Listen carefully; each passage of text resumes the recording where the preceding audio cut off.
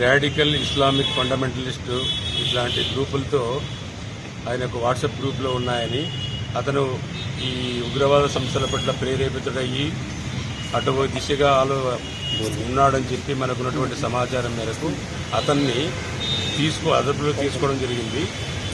ఇప్పుడు అతను లోతుగా విచారిస్తున్నాము.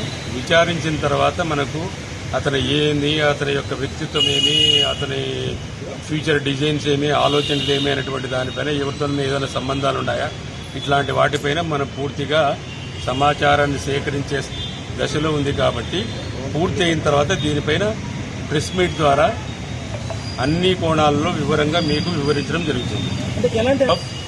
In various groups that why he has joined as a member in that group, those has to be probed thoroughly during process. అంటే Pakistan related WhatsApp groups లో ఆ WhatsApp group లో ఈయన member ఉన్నందువల్ల we have got our own doubt, so that we have to probe them into depth and elicit the truth.